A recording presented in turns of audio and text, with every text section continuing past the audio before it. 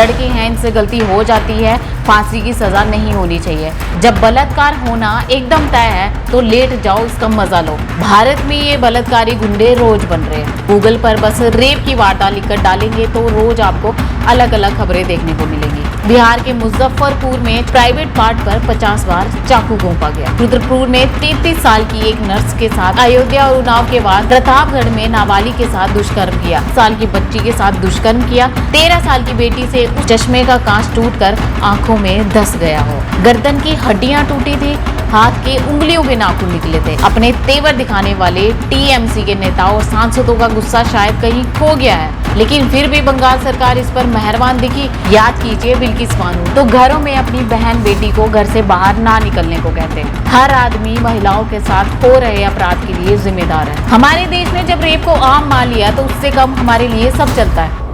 Kolkata rape और murder को लेकर देश में बहुत ज़्यादा गुस्सा है। लोग सड़कों पर प्रोटेस्ट कर रहे हैं और सोशल मीडिया पर अपना गुस्सा और अपनी भावनाएं व्यक्त कर रहे हैं। वहीं एक तरफ ममता बनर्जी की सरकार है जिसने इस पूरे मामले पर इतनी बेशर्मी दिखाई कि जिससे कोलकाता के हालात और ज़्यादा बिगड़ गए। इस पूरी वारदात का गुंडा है ये हत्यारा और बलात्कारी संजय रॉय, लेकिन इस वारदात के गुंडे कई लोग भी हैं, उसके बारे में भी मैं आपको बता दूं।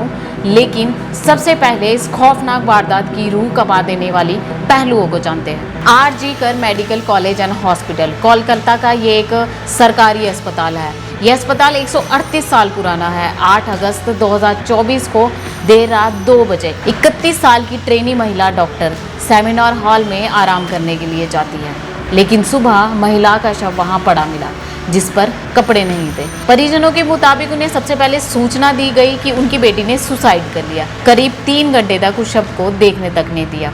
नहीं, मेरी लड़की ने सुसाइड कर दिया है, ये खबर आई है हॉस्पिटल से। वहाँ हमको 3 घंटा खड़े रखा, हाथ जोड़ती रही, माँ बाप हाथ जोड़ते रहे, हमें एक बार दिखाओ, हमारी बच्ची का मुंह एक बार दिखाओ। हमको नहीं दिखाया गया। अब शव के पोस्टमार्टम के बाद सामने आया कि महिला डॉक्टर से 1 से ज्यादा बार दुष्कर्म किया गया। शरीर पर कई चोटें पाई गई, आंख, होंठ, नाक, गला और निचले जबड़े में चोट के निशान थे। वहीं परिजनों के मुताबिक जब पिता ने शव को देखा तो आंखों और मुंह से खून निकल रहा था, मानो चश्मे का कांच टूटकर आंखों में धंस गया हो। गर्दन की हड्डियां टूटी थी, हाथ के उंगलियों के नाखून निकले थे। इतना ही नहीं, पैर भी खुले हुए थे, जैसे कि पेल्विक बोन टूट चुकी हो। पेल्विक बोन कूल्हे की ये हड्डी होती है। बच्ची का शरीर में कोई कपड़ा नहीं था, पैर दोनों राइट एंगल में मिला गया। राइट एंगल में एक पाँव बेड के इस तरफ, एक पाँव बेड के इस तरफ मिला गया। जब तक पेल्विक गर्डल नहीं टूटता है, इस तरह 2 पाँव को नहीं चीरा जा सकता है। वहीं सीसीटीवी और सेमिनार हॉल में मिले एक ब्लूटूथ हेडफोन के आधार पर पुलिस ने इस हत्यारे और बलात्कारी संजय रॉय को गिरफ्तार किया है। सीसीटीवी फुटेज में बलात्कारी संजय रॉय अस्पताल की इमरजेंसी बिल्डिंग में सुबह करीब 4 बजे दाखिल हुआ होता दिखा। उस वक्त उसने ईयरफोन पहना था, लेकिन जब करीब 40 मिनट बाद वो अस्पताल से निकला, ईयरफोन उसके कान में नहीं थे। वहीं इस पूरे मामले में अपने तेवर दिखाने वाले टीएमसी के नेताओं और सांसदों का गुस्सा शायद कहीं खो गया है। उल्टा पार्टी के जिस नेता ने इस सरकारी अस्पताल के मैनेजमेंट पर सवाल खड़े किए थे, उसे भी स्पोक्स पर्सन के पद से हटा दिया गया। वहीं मेडिकल कॉलेज का प्रिंसिपल, जिसने महिला डॉक्टर पर ही अकेले सेमिनार रूम में जाने पर सवाल खड़े किए थे। He actually blamed the victim. He suggested that the young woman should not have gone to the seminar hall. This is after she had just finished a 36-hour work shift. He indulged in the worst sort of victim blaming and victim shaming. यहाँ तक परिवार को suicide की झूठी जानकारी दी थी। और तो और वारदात वाली जगह पर सबूतों के साथ छेड़छाड़ के आरोप तक इस प्रिंसिपल पर लगे, लेकिन फिर भी बंगाल सरकार इस पर मेहरबान दिखी। प्रिंसिपल संदीप घोष के इस्तीफे के बाद 24 घंटे के अंदर ही उसे दूसरी जगह पोस्टिंग दी गई। इस पूरी वारदात के बाद जिस तरह का आक्रोश हुआ है वो जायज़ भी है, लेकिन देश में इतने आक्रोश के बीच एक के बाद एक रेप की जघन्य वारदात सामने आए। बिहार के मुजफ्फरपुर में 14 साल की एक लड़की को अगवा किया गया और फिर उसके साथ सामूहिक बलात्कार करके उसकी हत्या कर दी गई। बोला तो यहाँ तक जा रहा है कि उसके प्राइवेट पार्ट पर 50 बार चाकू घोंपा गया। एक और खबर उत्तराखंड से आई। रुद्रपुर में 33 साल की एक नर्स के साथ पहले रेप किया गया और फिर उसकी निर्मम हत्या कर दी गई। यूपी के रहने वाले इस हत्यारे और बलात्कारी ने महिला को पहले घायल करके रेप किया और फिर पत्थरों से कुचलकर उसकी हत्या कर दी। इसके अलावा एक और खबर आई है कि यूपी के अयोध्या और उन्नाव के बाद प्रतापगढ़ में नाबालिग के साथ दुष्कर्म किया।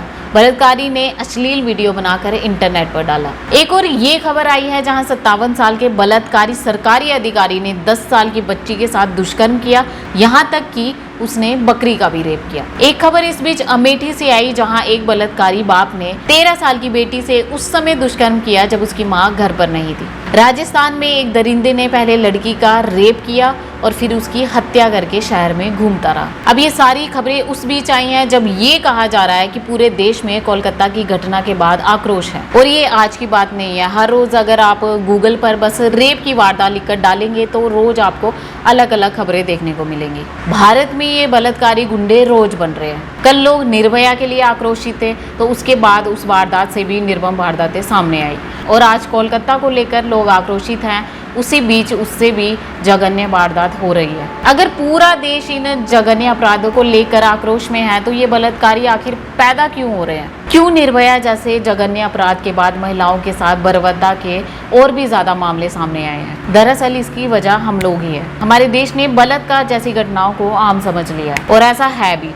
देश में जिस तरह हर रोज दुष्कर्म की खबरें निकलकर सामने आती हैं, उससे ऐसी खबरें आम ही लगेंगी और इसीलिए लोगों ने और सरकारों ने इसे आम समझकर इस पर रिएक्ट करना बंद कर दिया है। देश को निर्भया गैंग रेप के बाद आज जाकर किसी रेप पर गुस्सा आया और ये शायद वक्त के साथ खत्म भी होता रहे। याद कीजिए बिल्किस बानो, जिसके साथ 11 लोगों ने मिलकर सामूहिक दुष्कर्म किया था। जिस दिन इन बलात्कारियों को रिहाई मिली थी उस दिन हमारे ही देश के नेता इनका फूल मालाओं के साथ स्वागत कर रहे थे। इन्हें रिहाई के बाद माला पहनाकर इनका स्वागत हो रहा है, मिठाई खिलाई जा रही है, माथे पर तिलक लगाया जा रहा है, लोग पैर छूकर इनका आशीर्वाद ले रहे हैं। इससे ज्यादा शर्मनाक बात क्या हो सकती है कि जिस दिन हमारे देश में इन बलात्कारियों को फूलों की माला पहनाई जा रही थी उस दिन हमारे देश में बलात्कारियों को लेकर वो आक्रोश देखने को नहीं मिला जो दिखना चाहिए था। इससे ज्यादा शर्मनाक बात क्या हो सकती है कि हमारे देश का एक बड़ा नेता रेप को लेकर भरी सभा में ये कह रहा है कि लड़के हैं, इनसे गलती हो जाती है, फांसी की सजा नहीं होनी चाहिए। मुरादाबाद की रैली में मुलायम ने कहा कि बलात्कार के लिए फांसी देना गलत है।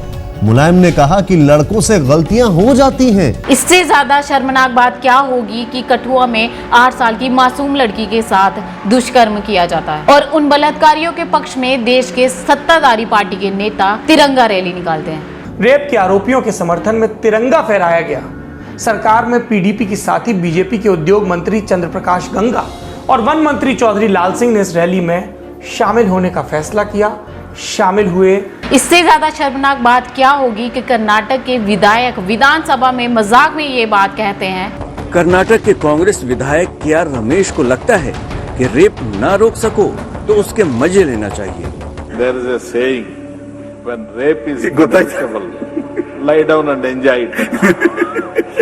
जब बलात्कार होना एकदम तय है तो लेट जाओ, इसका मजा लो। ये हमारे देश का एक 6 बार का विधायक मजाक में ये कह रहा है। शर्मनाक बात वैसे ये भी है कि जब जब हमारे देश में महिलाओं के साथ रेप होता है तो घरों में अपनी बहन बेटी को घर से बाहर ना निकलने को कहते हैं, लेकिन अपने लड़कों को कभी नहीं कहते कि बाहर जाओ और महिलाओं को इज्जत की नजर से देखो। हमारे देश में हर रेप के बाद जब कोई कहता है कि नॉट ऑल मैन, हर आदमी को उसके लिए ब्लेम नहीं करना चाहिए, तो वो बकवास कर रहा है। हर आदमी महिलाओं के साथ हो रहे अपराध के लिए जिम्मेदार है। It is all men. Every time you comment on somebody's cleavage, on somebody's short sleeves, on somebody's short skirt, it is all men. Every time you say your colleague at office got promoted because she's sleeping with the boss, it is all men. Every time you go to an influencer site and go and make dirty comments in the bottom because you're anonymous and cannot get caught, it is all men. Every time you treat your wife and your sister and your girlfriend and your mother differently, and it is all men. Every time you use the BC, MC as a gali and call somebody a slut and a whore and all that,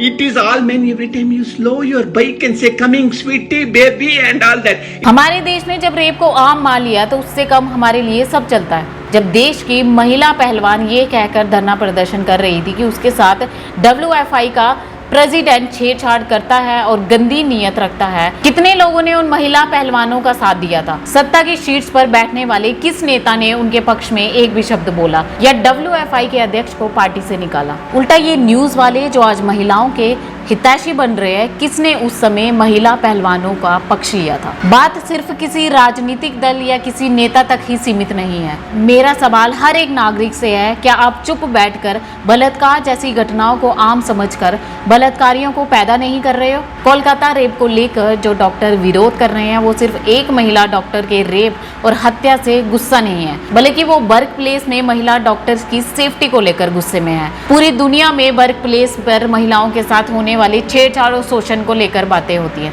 लेकिन क्या महिलाएं work place में खुद को सुरक्षित महसूस करती हैं? आखिर हमारे देश में मीटू जैसे मूवमेंट कितने सफल हुए? दरअसल हम ऑफिस में महिलाओं के साथ होने वाले व्यवहार को एक्सेप्ट कर चुके हैं। उत्तराखंड की अंकिता भंडारी की जान एक नेता के बेटे ने ली थी। उसने काम के बहाने उसे नौकरी पर रखा, फिर उसे धंधे कराने की कोशिश की। जब वो नहीं मानी तो उसकी जान ले ली। लेकिन क्या हुआ? आज कितने लोग अंकिता के माँ बाप के साथ खड़े हैं? अंकिता को लेकर लोगों का गुस्सा कुछ वक्त तक ही था। आज सब अंकिता के साथ हुए उस भयानक घटना को भूल चुके हैं। कोलकाता में रेप को लेकर भी जो गुस्सा लोगों के अंदर है, क्या वो गुस्सा आरोपी की मौत तक ही रहना चाहिए या उस मानसिकता के खत्म होने तक रहना चाहिए जिसकी वजह से ये बलात्कारी बन रहे हैं? बलात्कार की इस समस्या का गुंडा सिर्फ बलात्कारी नहीं, बल्कि वो सभी लोग हैं जो बलात्कारी को पैदा होने देते हैं। और एक बलात्कारी इसी समाज से पैदा होता है, हम लोगों के बीच से ही पैदा होता है। हमें खुद को बदलना होगा। सिर्फ बलात्कारी की मौत नहीं, बल्कि बलात्कार जैसी मानसिकता की भी मौत करनी होगी। इस वीडियो में इतना ही। बाकी आप अपना ध्यान खुद ही रखें तो ज़्यादा बेहतर रहेगा।